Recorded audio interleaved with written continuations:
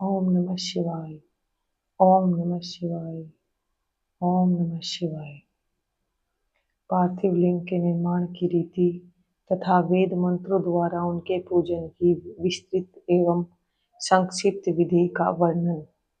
तदंतर पार्थिव लिंग की श्रेष्ठता तथा महिमा का वर्णन करके सूत जी कहते हैं, महर्षियों, अब मैं वैदिक कर्म के प्रति श्रद्धा भक्ति रखने वाले लोगों के लिए वैदोक्त मार्ग से ही पार्थिव पूजा की पद्धति का वर्णन करता हूँ। यह पूजा भोग और मोक्ष दोनों को देने वाली है। आनिक सूत्रों में बताई हुई विधि के अनुसार विधि पूर्वक स्नान और संध्योपासना करके पहले ब्रह्म यज्ञ करें। तत्पश्चात देवताओं, ऋषियों, सनकादि मनुष्यों और पितरों का तर्पण करें। अपनी रुचि के अनुसार संपूर्ण नित्य कर्म को पूर्ण करके श्री स्मरण पूर्वक भस्म तथा रुद्राक्ष धारण करें। तत्पश्चात संपूर्ण मनोवांछित फल की सिद्धि के लिए ऊंची भक्ति भावना के साथ उत्तम पार्थिव लिंग की वैदोक्त विधि से भली भांति पूजा करें। नदी या तालाब के किनारे, पर्वत पर, वन में, शिवालय में अथवा और किसी पवित्र स्थान में पार्थिव पूजा करने का विधान है। ब्राह्मणों शुद्ध स्थान से निकाली हुई मिट्टी को यत्न पूर्वक लाकर बड़ी सावधानी के साथ शिवलिंग का निर्माण करें। ब्राह्मण के लिए श्वेत, क्षत्रिय के लिए लाल, वैश्य के लिए पीली और शूद्र के लिए काली मिट्टी से शिवलिंग बनाने का विधान है, अथवा जहाँ जो मिट्टी मिल जाए उसी से शिवलिंग बनाएं। शिवलिंग बनाने के लिए प्रयत्न पूर्वक मिट्टी का संग्रह करके उस शुभ मृत्तिका को अत्यंत शुद्ध स्थान में रखें।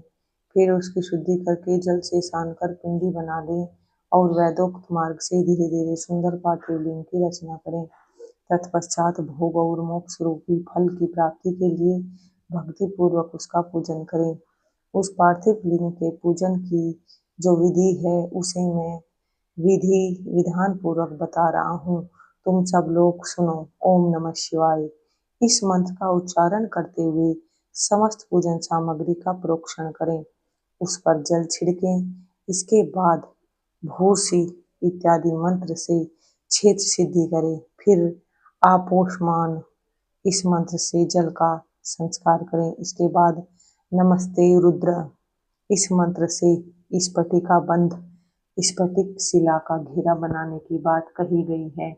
नमः संभवाय इस मंत्र से क्षेत्र शुद्धि और पंचामृत का प्रोक्षण करे। तत्पश्चात शिव भक्त पुरुष नमः पूर्वक नीलग्रीवाय मंत्र से शिवलिंग की उत्तम प्रतिष्ठा करें। इसके बाद वैदिक रीति से पूजन कर्म करने वाला उपासक भक्ति पूर्वक ऐतते रुद्रावसय इस मंत्र से रमणीय संदे मानो महानतम इस मंत्र से आह्वान करें। या ते रुद्र इस मंत्र से भगवान शिव को आसन पर समासीन करें। यामिषु इस मंत्र से शिव के अंगों में न्यास करें। अध्यवोचत इस मंत्र से प्रेम पूर्वक अधिवासन करें। असो यस्ताम्रो इस मंत्र से शिवलिंग में इष्ट देवता शिव का न्यास करें। असो यो वसरपति इस मंत्र से उपसर्पण देवता के समीप गमन करे। इसके बाद नमोस्तु नीलग्रीवाय इस मंत्र से इष्ट देव को पाद समर्पित करें। रुद्र गायत्री से अर्घ्य दें। त्र्यंबकम मंत्र से आचमन कराएं। पय पृथ्व्या इस मंत्र से दुग्ध स्नान कराएं। दधि क्रावणो इस मंत्र से दधि स्नान कराएं। घृत पामा इस मंत्र से घृत स्नान कराएं। मधुवाता मधु नक्तम मधुमानो इन 3 ऋचाओं से मधु स्नान और शर्करा स्नान कराएं। इन दुग्ध आदि 5 वस्तुओं को पंचामृत कहते हैं, अथवा पाद समर्पण के लिए कहे गए नमोस्तु नीलग्रीवाय इत्यादि मंत्र द्वारा पंचामृत से स्नान कराए। तदंतर मां नमस्तोके इस मंत्र से प्रेम पूर्वक भगवान शिव को कटिबंध कर धनी अर्पित करें। नमो धृष्णवे इस मंत्र का उच्चारण करके आराध्य देवता को उत्तरीय धारण कराएं। या ते हेति इत्यादि 4 ऋचाओं को पढ़कर वेदज्ञ भक्त प्रेम से विधि पूर्वक भगवान शिव के लिए वस्त्र एवं यज्ञोपवीत समर्पित करें। इसके बाद नमः स्वभय इत्यादि मंत्र को पढ़कर शुद्ध बुद्धि वाला भक्त पुरुष भगवान को प्रेम पूर्वक गंध चढ़ाए। नमस्तभ्यो इस मंत्र से अक्षत अर्पित करें। नमः प्रियाय इस मंत्र से फूल चढ़ाएं। नमः प्रणाय इस मंत्र से बिल्वपत्र समर्पण करें। नमः कपर्दिने च इत्यादि मंत्र से विधि पूर्वक धूप दें। नमः आश्वे इस ऋचा से शास्त्रोक्त विधि के अनुसार दीप निवेदन करें। तत्पश्चात हाथ धोकर नमो ज्येष्ठाय इस मंत्र से उत्तम नैवेद्य अर्पित करें। फिर पूर्वोक्त त्र्यंबकम मंत्र से आचमन कराएं। इमा रुद्राय इस ऋचा से फल समर्पण करें। फिर नमो व्रजाय इस मंत्र से भगवान शिव को अपना सब कुछ समर्पित कर दें। तदंतर मानो महांतम तथा मानस्तोके इन पूर्वोक्त 2 मंत्रों द्वारा केवल अक्षतों से 11 रुद्रों का पूजन करें। फिर हिरण्यगर्भ है इत्यादि मंत्र से जो 3 ऋचाओं के रूप में पठित है दक्षिणा चढ़ाएं। देवस्य द्वा इस मंत्र से विद्वान पुरुष आराध्य देव का अभिषेक करें। दीप के लिए बताए हुए नमः आश्वे इत्यादि मंत्र से भगवान शिव की निराजना करें। तत्पश्चात इमा रुद्राय इत्यादि 3 ऋचाओं से भक्ति पूर्वक रुद्रदेव को पुष्पांजलि अर्पित करें। मानो महांतम इस मंत्र से विज्ञ उपासक पूजनीय देवताओं की परिक्रमा करें। फिर उत्तम बुद्धि वाला उपासक मानस्तोके इस मंत्र से भगवान को साष्टांग प्रणाम करे। इस मंत्र से शिव मुद्रा का प्रदर्शन करे। यतो यतः इस मंत्र से अभय नामक मुद्रा का, त्र्यंबकम मंत्र से ज्ञान नामक मुद्रा का तथा नमः सेना इत्यादि मंत्र से महामुद्रा का प्रदर्शन करे। नमो गोभ्य इस ऋचा द्वारा धेनु मुद्रा दिखाएं। इस तरह 5 मुद्राओं का प्रदर्शन करके शिव संबंधी मंत्रों का जप करें अथवा वेदज्ञ पुरुष शतरुद्रीय मंत्र का आवर्ती करें। तत्पश्चात वेदज्ञ पुरुष पंचांग पाठ करें। तदंतर देवागातु इत्यादि मंत्र से भगवान शंकर का विसर्जन करें। इस प्रकार शिव पूजा की वैदिक विधि का विस्तार से प्रतिपादन किया गया। महर्षियों, अब संक्षेप से भी पार्थिव पूजन की वैदिक विधि का वर्णन सुनो। सधो जाते इस ऋचा से पार्थिव लिंग बनाने के लिए मिट्टी ले आए। वामदेवाय इत्यादि मंत्र पढ़कर उसमें जल डालें। जब मिट्टी सनकर तैयार हो जाए तब अघोरय मंत्र से लिंग निर्माण करें। फिर तत्पुरुषाय इस मंत्र से विधिवत उसमें भगवान शिव का आवाहन करें। तदंतर ईशान्य मंत्र से भगवान शिव को वेदी पर स्थापित करें। इनके सिवाय अन्य सब विधानों को भी शुद्ध बुद्धि वाला उपासक संक्षेप से ही संपन्न करे। इसके बाद विद्वान पुरुष पंचाक्षर मंत्र से अथवा गुरु के दिए हुए अन्य किसी शिव संबंधी मंत्र से 16 उपचारों द्वारा विधिवत पूजन करे अथवा भवाय भवनाशाय महादेवाय धीमहि उग्राय उग्रनाशाय सर्वाय शशिमौलिने इस मंत्र द्वारा विद्वान उपासक भगवान शंकर की पूजा करे। वह भ्रम छोड़कर उत्तम शिव भक्ति से शिव की आराधना करे, क्योंकि भगवान शिव भक्ति से ही मनोवांछित फल देते हैं। ब्राह्मणों, यहाँ जो वैदिक विधि से पूजन का क्रम बताया गया है उसका पूर्ण रूप से आदर करता हुआ मैं पूजा की एक दूसरी विधि भी बता रहा हूँ, जो उत्तम होने के साथ ही सर्वसाधारण के लिए उपयोगी है। मुनिवरों, पार्थिव लिंग की पूजा भगवान शिव के नामों से बताई गई है। वह पूजा संपूर्ण अभीष्टों को देने वाली है। मैं उसे बताता हूँ, सुनो। हर, महेश्वर, शंभु, शूलपाणि, पिनाकधृक, शिव, पशुपति और महादेव, ये क्रमशः शिव के 8 नाम कहे गए हैं। इनमें से प्रथम नाम के द्वारा अर्थात ओम हराय नमः का उच्चारण करके पार्थिव लिंग बनाने के लिए मिट्टी लाएं। दूसरे नाम अर्थात ओम महेश्वराय नमः का उच्चारण करते हुए लिंग निर्माण करें। फिर ओम शंभवे नमः बोलकर उस पार्थिव लिंग की प्रतिष्ठा करें। तत्पश्चात ओम शूलपाणिये नमः कहकर उस पार्थिव लिंग में भगवान शिव का आह्वान करें। ओम पिनाकधृसे नमः कहकर उस शिवलिंग को नहलाएं। ओम शिवाय नमः बोलकर उसकी पूजा करें। फिर ओम पशुपतिये नमः कहकर क्षमा प्रार्थना करें और अंत में ओम महादेवाय नमः कहकर आराध्य देव का विसर्जन कर दें। प्रत्येक नाम की आदि में ओंकार और अंत में चतुर्थी विभक्ति के साथ नमः पद लगाकर बड़े आनंद और भक्ति भाव से पूजन संबंधी सारे कार्य करने चाहिए। षडक्षर मंत्र से अंगन्यास और करन्यास की विधि भली भांति संपन्न करके फिर नीचे लिखे अनुसार ध्यान करें। जो कैलाश पर्वत पर एक सुंदर सिंहासन के मध्य भाग में विराजमान है, उनके वाम भाग में भगवती उमा उनसे सटकर बैठी हुई हैं।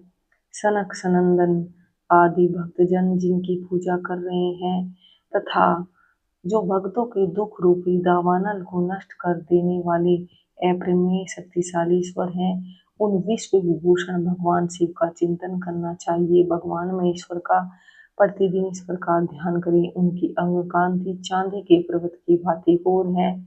वे अपने मस्तक पर मनोहर चंद्रमा का मुकुट धारण करते हैं। रत्नों के आभूषण धारण करने से उनका श्री अंग और भी उद्भासित हो उठा है।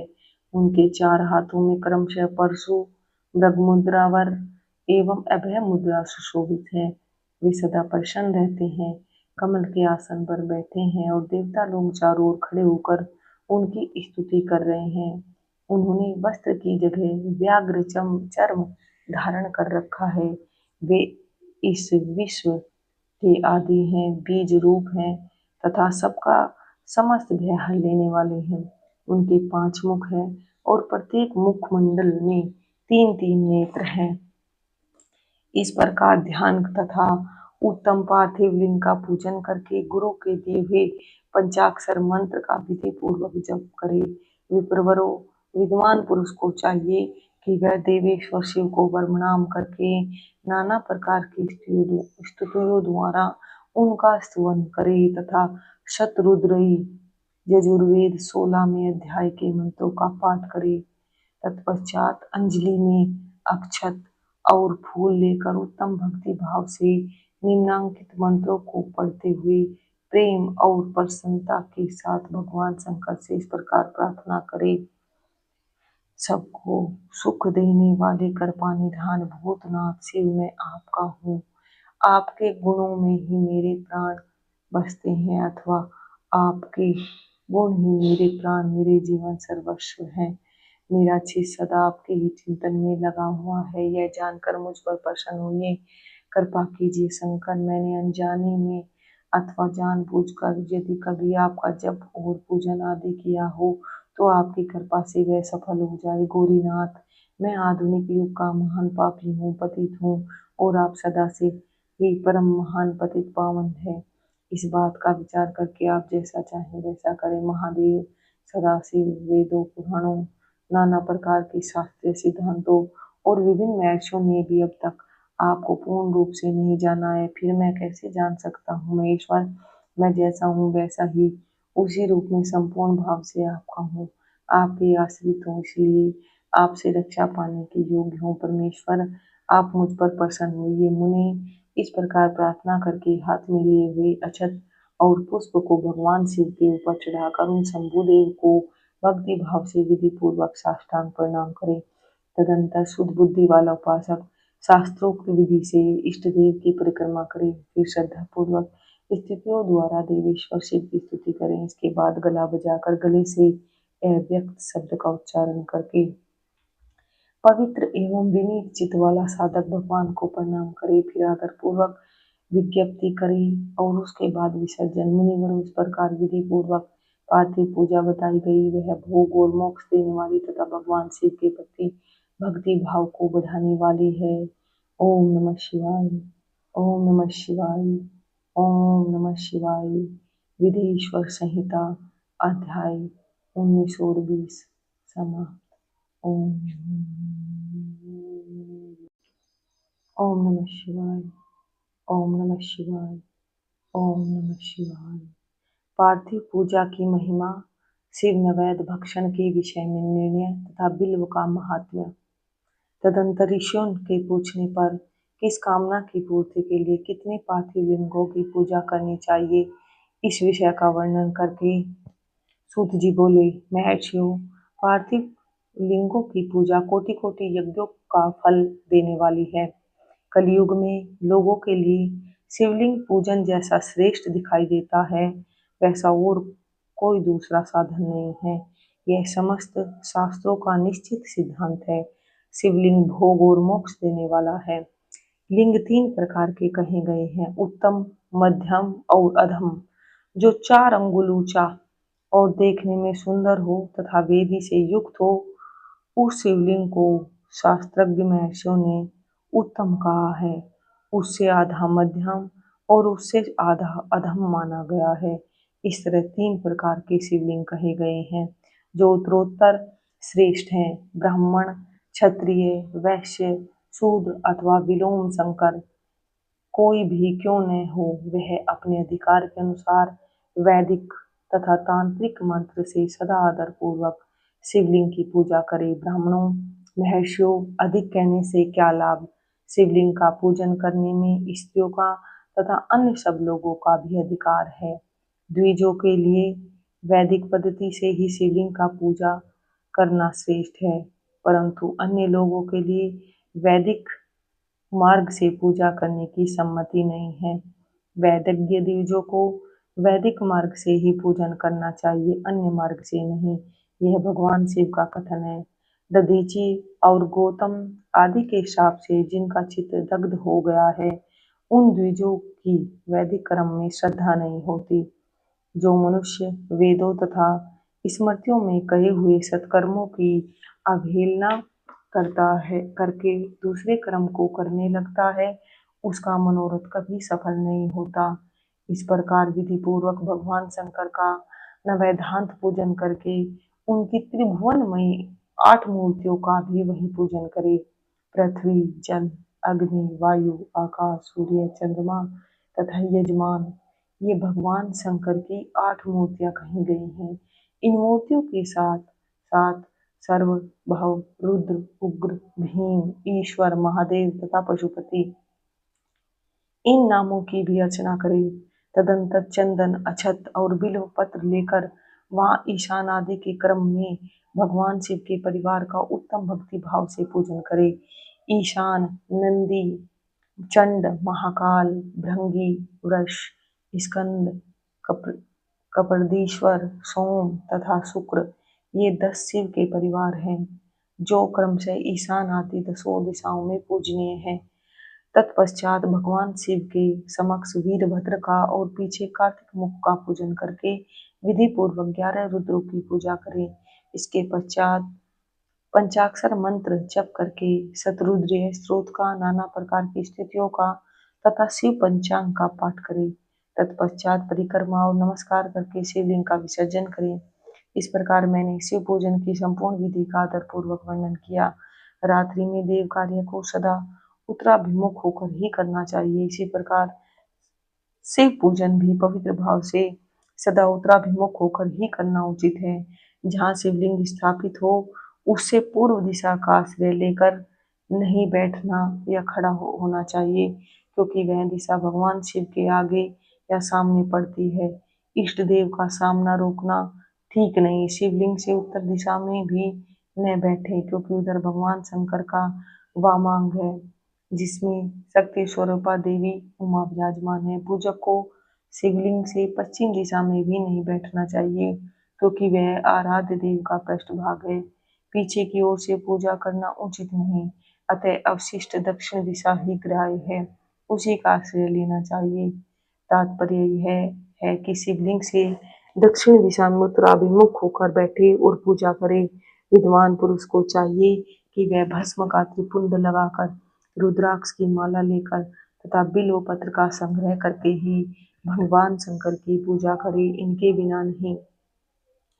मुनिवरों, शिव पूजन आरंभ करते समय यदि भस्म न मिले तो मिट्टी से भी ललाट में त्रिपुंड अवश्य कर लेना चाहिए। ऋषि बोले, मुनि, हमने पहले से ही यह बात सुन रखी है कि भगवान शिव का नैवेद्य नहीं ग्रहण करना चाहिए। इस विषय में शास्त्र का निर्णय क्या है, यह बताइए। साथ ही बिल्व का महात्म्य भी प्रकट कीजिए। सूत जी ने कहा, मुनियों, आप शिव संबंधी व्रत का पालन करने वाले हैं, अतः आप सबको सत्सय धन्यवाद है। मैं प्रसन्नता पूर्वक सब कुछ बताता हूँ, आप सावधान होकर सुने। जो भगवान शिव का भक्त है, बाहर भीतर से पवित्र और शुद्ध है, उत्तम व्रत का पालन करने वाला तथा दृढ़ निश्चय से युक्त है, वह शिव नैवेद्य का अवश्य भक्षण करे। भगवान शिव का नैवेद्य अग्राह्य है, इस भावना को मन से निकाल दे। शिव के नैवेद्य को देख लेने मात्र से भी सारे पाप दूर हो जाते हैं। उसको खा लेने पर तो करोड़ों पुण्य अपने भीतर आ जाते हैं। आए हुए शिव नैवेद्य को सिर झुकाकर प्रसन्नता के साथ ग्रहण करें और प्रयत्न करके शिव स्मरण पूर्वक उसका भक्षण करें। आए हुए शिव नैवेद्य को जो यह कहकर इनमें से दूसरे समय में ग्रहण करूंगा देने में विलम्ब कर देता है, वह मनुष्य निश्चय ही पाप से बन जाता है। जिसने शिव की दीक्षा ली हो, उस भक्त के लिए यह शिव नैवेद्य अवश्य भक्षणीय है। ऐसा कहा जाता है, शिव की दीक्षा से युक्त शिव भक्त पुरुष के लिए सभी शिवलिंगों का नैवेद्य शुभ एवं महाप्रसाद है, अतः वह उसका अवश्य भक्षण करे। परंतु जो अन्य देवताओं की दीक्षा से युक्त है और शिव भक्ति में भी मन को लगाए हुए हैं, उनके लिए शिव नैवेद्य भक्षण के विषय में क्या निर्णय है, इसे आप लोग प्रेम पूर्वक सुने।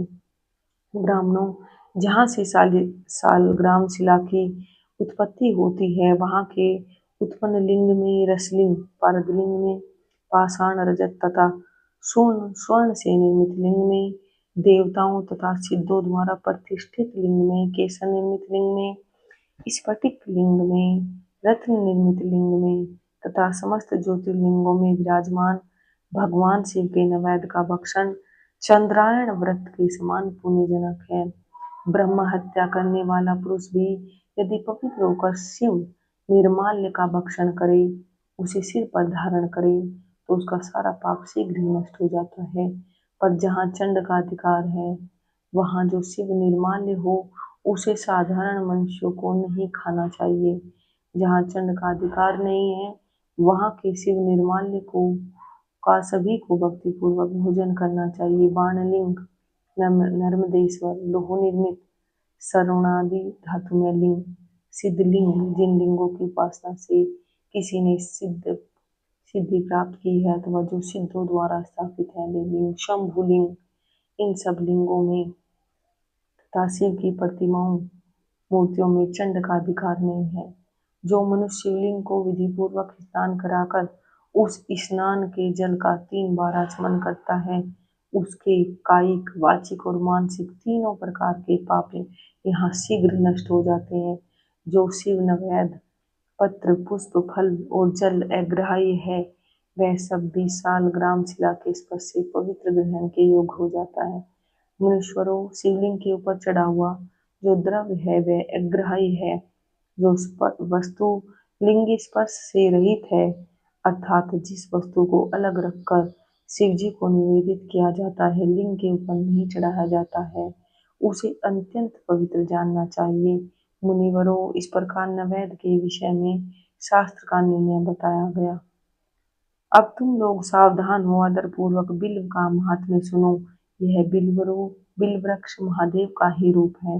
देवताओं ने भी इसकी स्तुति की है। फिर जिस किसी तरह से इसकी महिमा कैसे की जा सकती है, तीनों लोकों में जितने पुण्य तीर्थ प्रसिद्ध हैं, वे संपूर्ण तीर्थ बिल्व के मूल भाग में निवास करते हैं।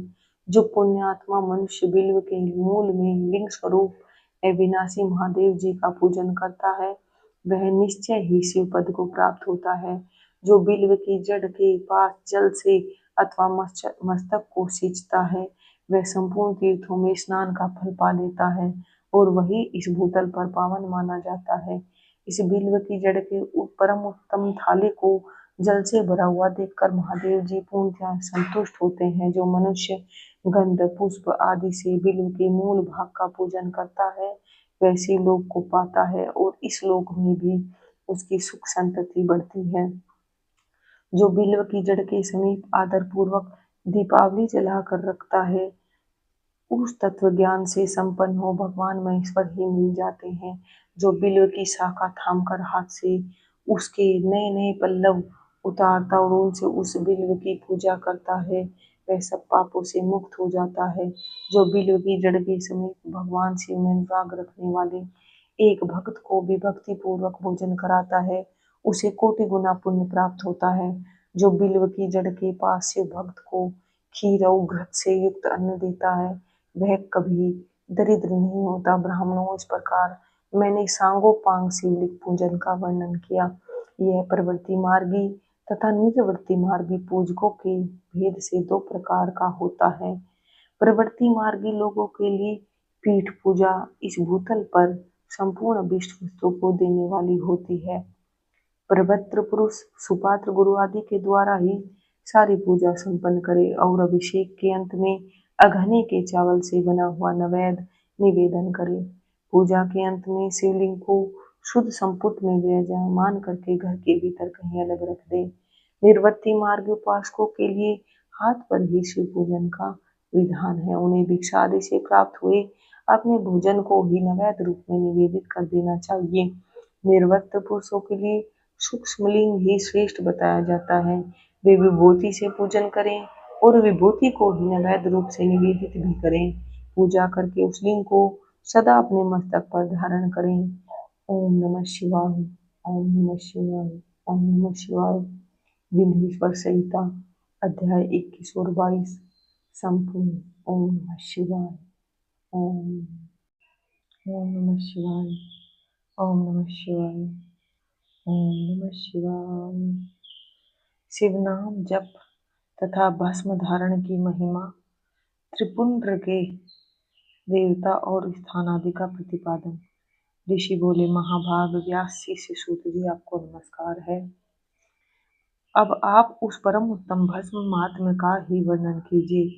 भस्म महात्म्य, रुद्राक्ष महात्म्य तथा उत्तम नाम महात्म्य, इन तीनों का परम प्रसन्नता पूर्वक प्रतिपादन कीजिए और हमारे हृदय को आनंदित कीजिए।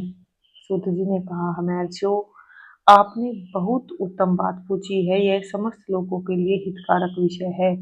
जो लोग भगवान शिव की उपासना करते हैं वे धन्य हैं, कृतार्थ हैं। उनका देह धारण सफल है तथा उनके समस्त कुल का उद्धार हो गया। जिनके मुख में भगवान शिव का नाम है, जो अपने मुख से सदाशिव और शिव इत्यादि नामों का उच्चारण करते रहते हैं, पाप उनका उसी तरह स्पर्श नहीं करते जैसे खरीर वृक्ष के अंगार को छूने का साहस कोई भी प्राणी नहीं कर सकते। हे श्री शिव, आपको नमस्कार है। श्री शिवाय नमस्तुभ्यम। ऐसी बात जब मुंह से निकलती है तब वह मुख समस्त पापों का विनाश करने वाला पावन तीर्थ बन जाता है। जो मनुष्य प्रसन्नता पूर्वक उस मुख का दर्शन करता है उसे निश्चय ही तीर्थ सेवन जनित फल प्राप्त होता है। ब्राह्मणों, शिव का नाम, विभूति तथा रुद्राक्ष ये तीनों त्रिवेणी के समान परम पुण्य में माने गए हैं। जहाँ ये तीनों शुभतर वस्तुएं सर्वदा रहती हैं उसके दर्शन मात्र से मनुष्य त्रिवेणी स्नान का फल पा लेता है। भगवान शिव का नाम गंगा है, विभूति यमुना मानी गई है तथा रुद्राक्ष को सरस्वती कहा गया है। इन तीनों की संयुक्त त्रिवेणी समस्त पापों का नाश करने वाली है। श्रेष्ठ ब्राह्मणों, इन तीनों की महिमा को सदस्य विलक्षण भगवान महेश्वर के बिना दूसरा कौन भली भांति जानता है। इस ब्रह्मांड में जो कुछ है वह सब तो केवल महेश्वर ही जानते हैं। विप्रगण, मैं अपनी श्रद्धा भक्ति के अनुसार संक्षेप से भगवान नामों की महिमा का कुछ वर्णन करता हूँ। तुम सब लोग प्रेम पूर्वक सुनो। यह नाम महात्म्य समस्त पापों को हर लेने वाला सर्वोत्तम साधन है। शिव, इस नाम रूपी दावानल से महान पातक रूपी पर्वत अनायास ही भस्म हो जाता है। यह सत्य है। सत्य है, इसमें संशय नहीं है। शौनक, पाप मूलक जो नाना प्रकार के दुख हैं वे एकमात्र शिव नाम से ही नष्ट होने वाले हैं। दूसरे साधनों से संपूर्ण यत्न करने पर भी पूर्णतया नष्ट नहीं होते हैं। जो मनुष्य इस भूतल पर सदा भगवान शिव के नामों के जप में ही लगा हुआ है, वह वेदों का ज्ञाता है, वह पुण्यात्मा है, वह धन्यवाद का पात्र है तथा वह विद्वान माना गया है।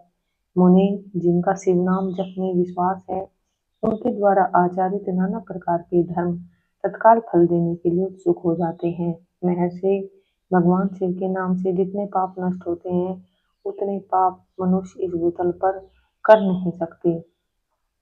जो शिव नाम रूपी नौका पर आरूढ़ हो संसार रूपी समुद्र को पार करते हैं, उनके जन्म मरण रूप संसार के मूलभूत वे सारे पाप निश्चय ही नष्ट हो जाते हैं। महामुनि, संसार के मूलभूत पातक रूपी पादपों का शिवनाम रूपी कुंठार से निश्चय ही नाश हो जाता है।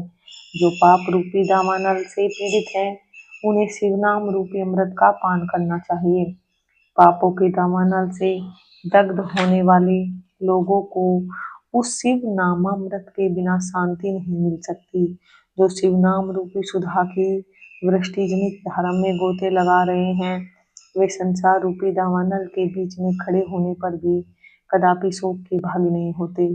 जिन महात्माओं के मन में शिव नाम के प्रति बड़ी भारी भक्ति है, ऐसे लोगों की सहसा और सर्वथा मुक्ति होती है। मुनीश्वर, जिसने अनेक जन्मों तक तपस्या की है, उसी की शिव नाम के प्रति भक्ति होती है, जो समस्त पापों का नाश करने वाली है। जिसके मन में भगवान शिव के नाम के प्रति कभी खंडित न होने वाली असाधारण भक्ति प्रकट हुई है, उसी के लिए मोक्ष सुलभ है। यह मेरा मत है। जो अनेक पाप करके भी भगवान शिव के नाम जप में आदर पूर्वक लग गया है, वह समस्त पापों से मुक्त हो ही जाता है, इसमें संशय नहीं है। जैसे वन में दावानल से दग्ध हुए वृक्ष भस्म हो जाते हैं, उसी प्रकार शिव नाम रूपी दावानल से दग्ध होकर उस समय तक के सारे पाप भस्म हो जाते हैं। शौनक, जिसके अंग नित्य भस्म लगाने से पवित्र हो गए हैं तथा जो शिव नाम जप का आदर करने लगा है, वह घोर संसार सागर को भी पार कर ही लेता है। संपूर्ण वेदों का अवलोकन करके पूर्ववर्ती महर्षियों ने यह निश्चित किया कि वे भगवान शिव के नाम का जप संसार सागर को पार करने के लिए सर्वोत्तम उपाय है। मुनिवरों, अधिक कहने से क्या लाभ। मैं शिव नाम के सर्व पापाहारी महात्म्य का एक ही श्लोक में वर्णन करता हूँ। भगवान शंकर के एक नाम में भी पाप हरण की जितनी शक्ति है, उतना पातक मनुष्य कभी कर ही नहीं सकता। मुने, पूर्व काल में महापापी राजा इंद्रद्युम्न ने शिव नाम के प्रभाव से ही उत्तम सद्गति प्राप्त की थी। इस तरह कोई ब्राह्मणी युवती भी जो बहुत पाप कर चुकी थी, शिव नाम के प्रभाव से ही उत्तम गति को प्राप्त हुई। द्विजवरों, इस प्रकार मैंने तुम्हें भगवान नाम के उत्तम महात्म्य का वर्णन किया है। अब तुम भस्म का महात्म्य सुनो, जो समस्त पावन वस्तुओं को भी पावन करने वाला है। महर्षियों, भस्म संपूर्ण मंगलों को देने वाला तथा उत्तम है। उसके दो भेद बताए गए हैं, उन भेदों का मैं वर्णन करता हूँ, सावधान होकर सुनो। एक को महाभस्म जानना चाहिए और दूसरे को स्वल्प भस्म। महाभस्म के भी अनेक भेद हैं।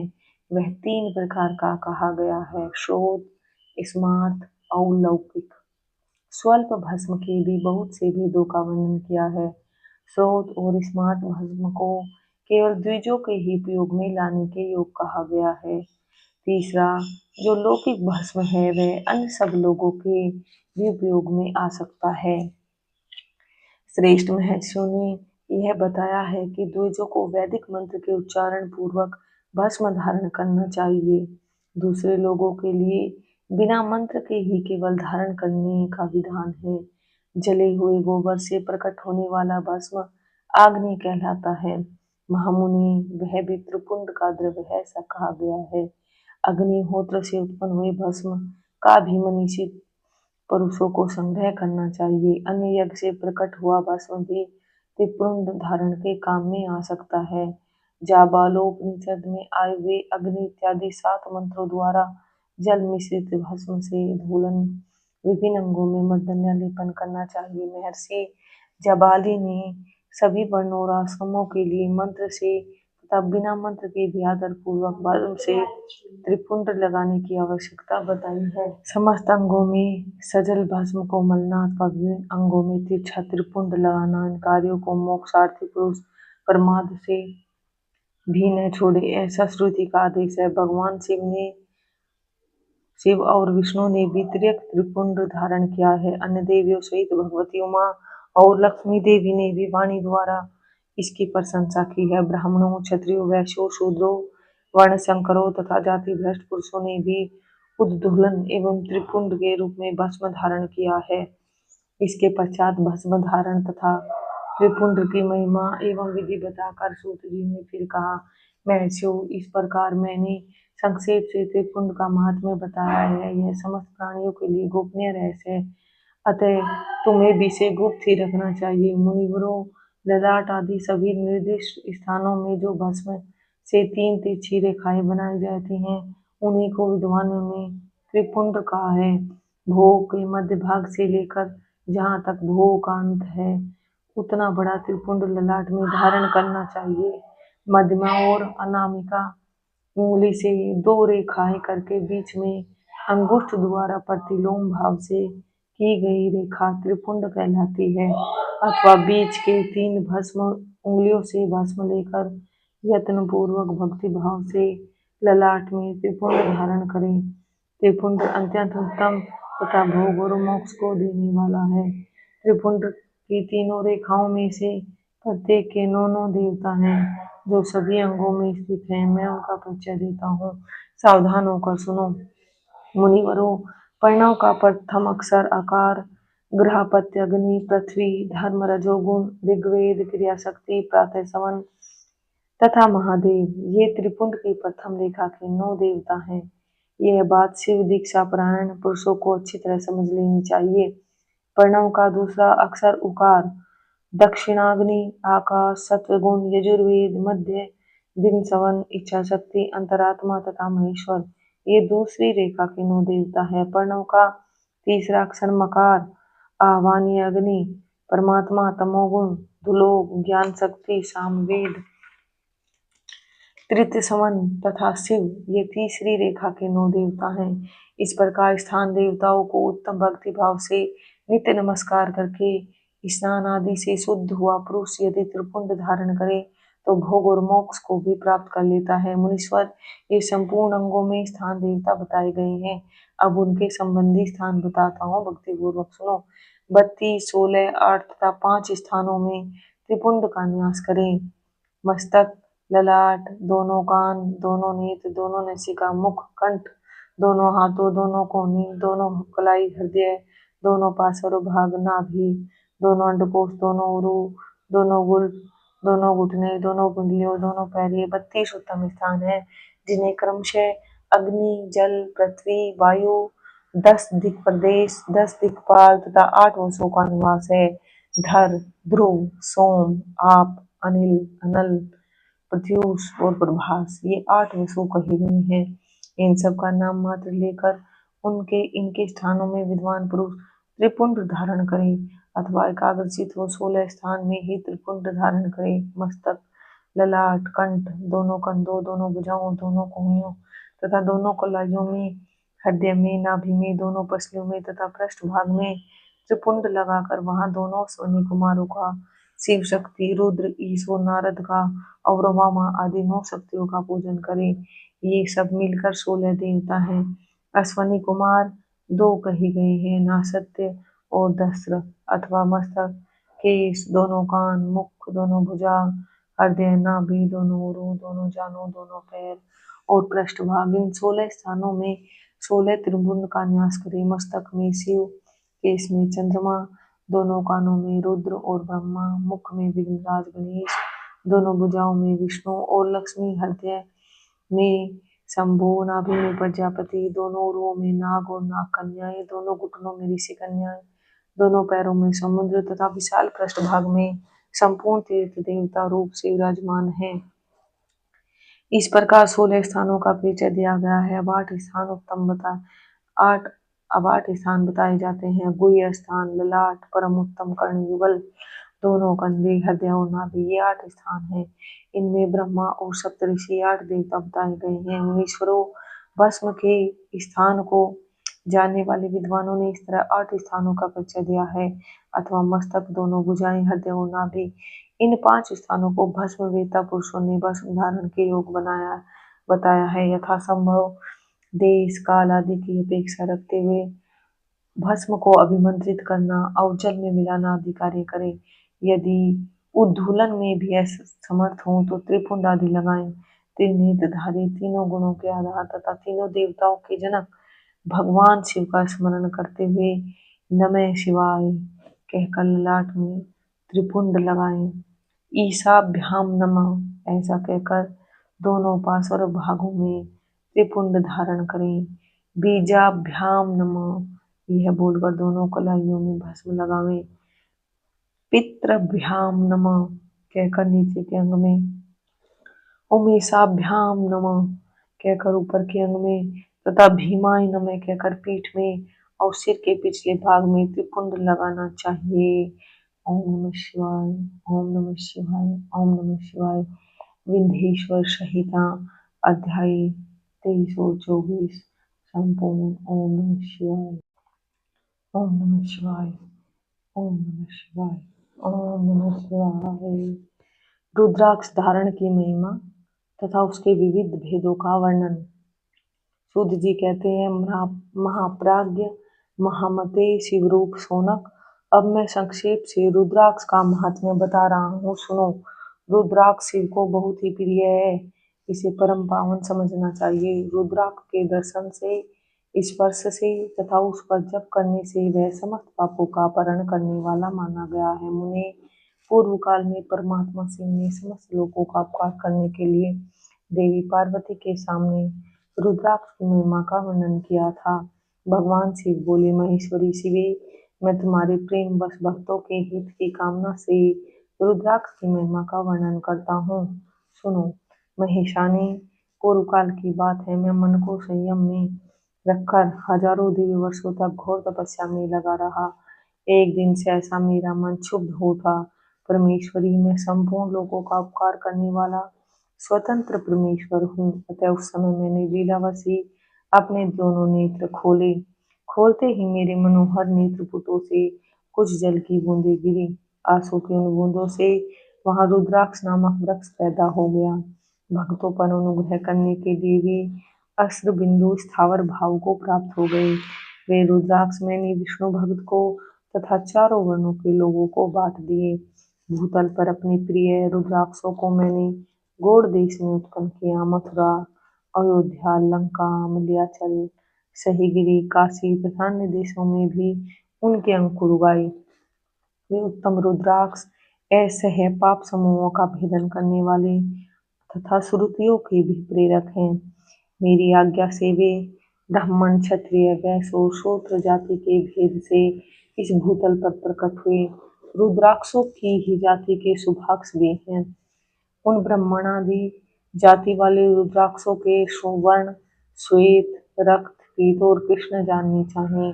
मनुष्यों को चाहिए कि वे क्रमशः वर्ण के अनुसार अपनी जाति का ही रुद्राक्ष धारण करें। भोग और मोक्ष की इच्छा रखने वाले चारों वर्णों के लोग और विशेषतः शिव भक्तों को शिव पार्वती की प्रसन्नता के लिए रुद्राक्ष के फलों को अवश्य धारण करना चाहिए। आंवले के फल के बराबर जो रुद्राक्ष हो वह श्रेष्ठ बताया गया है। जो बेर के फल के बराबर उसे मध्यम श्रेणी का कहा गया है। जो चने के बराबर हो उसकी गणना निम्न कोटि में की गई है। अब इसकी उत्तमता को परखने की यह दूसरी उत्तम प्रक्रिया बताई जाती है। इसे बताने का उद्देश्य है भक्तों की हित कामना। पार्वती, तुम भली भांति प्रेम पूर्वक इस विषय को सुनो। महेश्वरी, जो रुद्राक्ष बेर के फल के बराबर होता है वह उतना छोटा होने पर भी लोक में उत्तम फल देने वाला तथा सुख सौभाग्य की वृद्धि करने वाला होता है। जो रुद्राक्ष आंवले के फल के बराबर होता है वह समस्त रिश्तों का विनाश करने वाला होता है तथा जो गुंजा फल के समान बहुत छोटा होता है वह संपूर्ण मनोरथों और फलों की सिद्धि करने वाला है। रुद्राक्ष जैसे जैसे छोटा होता है वैसे ही वैसे अधिक फल देने वाला होता है। एक एक बड़े रुद्राक्ष से एक एक छोटे रुद्राक्ष को विद्वानों ने 10 गुना अधिक फल देने वाला बताया है। पापों का नाश करने के लिए रुद्राक्ष धारण आवश्यक बताया गया है। वह निश्चय ही संपूर्ण अभीष्ट मनोरथों का साधक है, अतः अवश्य उसे धारण करना चाहिए। परमेश्वरी लोक में मंगल में रुद्राक्ष जैसा फल देने वाला देखा जाता है, वैसी फलदायिनी दूसरी कोई माला नहीं दिखाई देती। देवी समान आकार प्रकार वाले चिकने मजबूत स्थूल कंटक युक्त उभरे हुए छोटे छोटे दानों वाले और सुंदर रुद्राक्ष अभिलषित पदार्थों के दाता सदैव भोग और मोक्ष देने वाले हैं। जिसे कीड़ों ने दूषित कर दिया हो, जो टूटा फूटा हो, जिसमें उभरे हुए दाने न हो, जो वर्ण युक्त हो तथा जो पूरा पूरा गोल न हो, इन 5 प्रकार के रुद्राक्षों को त्याग देना चाहिए। जिस रुद्राक्ष में अपने आप ही डोरा पिरोने के योग छिद्र हो जाता है, वही यहाँ उत्तम माना गया है। जिसमें मनुष्य के प्रयत्न से छेद किया गया हो, वह मध्यम श्रेणी का होता है। रुद्राक्ष धारण बड़े बड़े पातकों का नाश करने वाला है। इस जगत में 1100 रुद्राक्ष धारण करके मनुष्य जिस फल को पाता है, उसका वर्णन सैकड़ों वर्षों में भी नहीं किया जा सकता। भक्तिमान पुरुष 550 रुद्राक्ष के दानों का सुंदर मुकुट बना ले और उसे सिर पर धारण करे। 360 दानों को लंबे सूत्र में पिरोकर एक हार बना ले। वैसे वैसे 3 हार बनाकर भक्ति परायण पुरुष उनका यज्ञोपवीत तैयार करे और उसे यथास्थान धारण किए रहे। इसके बाद की संग में कितने रुद्राक्ष धारण करने चाहिए, यह बताकर सूत जी बोले, महर्षियों सिर पर ईशान मंत्र से, कान में तत्पुरुष मंत्र से और गले और हृदय में अघोर मंत्र से रुद्राक्ष धारण करना चाहिए। विद्वान पुरुष दोनों हाथों में अघोर बीज मंत्र से रुद्राक्ष धारण करे। उदर पर वामदेव मंत्र से 15 रुद्राक्षों द्वारा गुथी हुई माला धारण करें अथवा अंगों सहित प्रणव का 5 बार जप करके रुद्राक्ष की 3, 5 या 7 मालाएं धारण करें अथवा मूल मंत्र नमः शिवाय से ही समस्त रुद्राक्षों को धारण करें। रुद्राक्षधारी पुरुष अपने खान पान में मदिरा, मांस, लहसुन, प्याज, सईजन, लिसोड़ा आदि को त्याग दे। गिरिराज नंदिनियों में श्वेत रुद्राक्ष केवल ब्राह्मणों को ही धारण करना चाहिए। गहरे लाल रंग का रुद्राक्ष क्षत्रियों के लिए हितकारी बताया गया है। वैश्यों के लिए प्रतिदिन बारंबार पीले रुद्राक्ष को धारण करना आवश्यक है और शूद्रों को काले रंग का रुद्राक्ष धारण करना चाहिए। यह वैदोक्त मार्ग है। ब्रह्मचारी, वानप्रस्थ, गृहस्थ और सन्यासी सबको नियम पूर्वक रुद्राक्ष धारण करना उचित है। इसे धारण करने का सौभाग्य बड़े पुण्य से प्राप्त होता है। उन्हें पहले आंवले के बराबर और फिर उससे भी छोटे रुद्राक्ष धारण करें। जो रोगी हो, जिनमें दाने न हो, जिन्हें कीड़ों ने खा लिया हो, जिनमें पिरोने योग्य छेद न हो, ऐसे रुद्राक्ष मंगलाकांक्षी पुरुषों को नहीं धारण करने चाहिए। रुद्राक्ष मेरा मंगलमय लिंग विग्रह है। यह अंतोदगत्वा चने के बराबर लघुतर होता है। सूक्ष्म रुद्राक्ष को ही सदा प्रशस्त माना गया है। सभी आश्रमों, समस्त वर्णों, स्त्रियों और शूद्रों को भगवान शिव की आज्ञा के अनुसार सदैव रुद्राक्ष धारण करना चाहिए। यतियों के लिए प्रणव के उच्चारण पूर्वक रुद्राक्ष धारण का विधान है। जिसके ललाट में त्रिपुंड लगा हो और सभी अंग रुद्राक्ष से विभूषित हो तथा जो मृत्युंजय मंत्र का जप कर रहा हो, उसका दर्शन करने से साक्षात रुद्र के दर्शन का फल प्राप्त होता है। पार्वती रुद्राक्ष अनेक प्रकार के बताए गए हैं। मैं उनके भेदों का वर्णन करता हूँ। वे भेद भोग और मोक्ष रूप फल देने वाले हैं। तुम उत्तम भक्ति भाव से उनका परिचय सुनो। एक मुख वाला रुद्राक्ष साक्षात शिव का स्वरूप है। वह भोग और मोक्ष रूपी फल प्रदान करता है। जहाँ रुद्राक्ष की पूजा होती है, वहां से लक्ष्मी दूर नहीं जाती। उस स्थान के सारे उपद्रव नष्ट हो जाते हैं तथा वहां रहने वाले लोगों की संपूर्ण कामनाएं पूर्ण होती हैं। 2 मुख वाले रुद्राक्ष देव देवेश्वर कहा गया है। वह संपूर्ण कामनाओं और फलों को देने वाला है। 3 मुख वाला रुद्राक्ष सदा साक्षात साधन का फल देने वाला है। उसके प्रभाव से सारी विद्याएं प्रतिष्ठित होती हैं। 4 मुख वाला रुद्राक्ष साक्षात ब्रह्मा का रूप है। वह दर्शन और स्पर्श से शीघ्र ही धर्म, अर्थ, काम और मोक्ष इन चारों पुरुषार्थों को देने वाला है। 5 मुख वाला रुद्राक्ष साक्षात कालाग्नि रुद्र रूप है। वह सब कुछ करने में समर्थ है, सबको मुक्ति देने वाला तथा संपूर्ण मनोवांछित फल प्रदान करने वाला है। पंचमुख रुद्राक्ष समस्त पापों को दूर कर देता है। 6 मुखों वाला रुद्राक्ष कार्तिकेय का स्वरूप है। यदि दाहिनी बाह में इसे धारण किया जाए तो धारण करने वाला मनुष्य ब्रह्म हत्या आदि पापों से मुक्त हो जाता है, इसमें संशय नहीं है। महेश्वरी 7 मुख वाला रुद्राक्ष अनंग स्वरूप अनंग नाम से ही प्रसिद्ध है। देवेशी इसको धारण करने से दरिद्र भी ऐश्वर्यशाली हो जाता है। 8 मुख वाला रुद्राक्ष अष्टमूर्ति भैरव रूप है। इसको धारण करने से मनुष्य पूर्णायु होता है और मृत्यु के पश्चात शूलधारी शंकर हो जाता है। 9 मुख वाले रुद्राक्ष को भैरव तथा कपिल मुनि का प्रतीक माना गया है अथवा 9 रूप धारण करने वाली महेश्वरी दुर्गा उसकी अधिष्ठात्री देवी मानी गई है। जो मनुष्य भक्ति परायण हो अपने बाएं हाथ में नवमुख रुद्राक्ष को धारण करता है वह निश्चय ही मेरे समान सर्वेश्वर हो जाता है, इसमें संशय नहीं है। महेश्वरी 10 मुख वाला रुद्राक्ष साक्षात भगवान विष्णु का रूप है। देवी शीर्ष को धारण करने से मनुष्य की समस्त कामनाएं पूर्ण हो जाती हैं। परमेश्वरी 11 मुख वाला जो रुद्राक्ष है वह रुद्र रूप है। उसको धारण करने से मनुष्य सर्वत्र विजयी होता है। 12 मुख वाले रुद्राक्ष को केश प्रदेश में धारण करे, उसके धारण करने से मानव मस्तक पर बारह आदित्य विराजमान हो जाते हैं। 13 मुख वाला रुद्राक्ष विश्व देवों का स्वरूप है। उसको धारण करके मनुष्य संपूर्ण विष्णु को पाता है तथा सौभाग्य और मंगल लाभ करता है। 14 मुख वाला जो रुद्राक्ष है वह परम शिव रूप है। उसे भक्ति पूर्वक मस्तक पर धारण करे, इससे समस्त पापों का नाश हो जाता है। विराज कुमारी इस प्रकार मुखों के भेद से रुद्राक्ष के 14 भेद बताए गए। अब तुम क्रम से उन रुद्राक्षों के धारण करने के मंत्रों को प्रसन्नता पूर्वक सुनो। 1 ओम ह्रीं नमः, ओम नमः, ओम क्लीं नमः, ओम ह्रीं नमः, ओम ह्रीं नमः, ओम ह्रीं हुं नमः, ओम हुं नमः, ओम हुं नमः, ओम ह्रीं हुं नमः, ओम ह्रीं नमः, ओम ह्रीं हुं नमः, ओम ग्रों क्षौं ह्रौं नमः, ओम ह्रीं नमः, ओम नमः। इन 14 मंत्रों द्वारा क्रम से 1 से लेकर 14 मुख वाले रुद्राक्ष को धारण करने का विधान है। साधक को चाहिए कि वह निद्रा और आलस्य का त्याग करके श्रद्धा भक्ति से संपन्न हो। संपूर्ण मनोरथों की सिद्धि के लिए उक्त मंत्रों द्वारा उन रुद्राक्षों को धारण करे।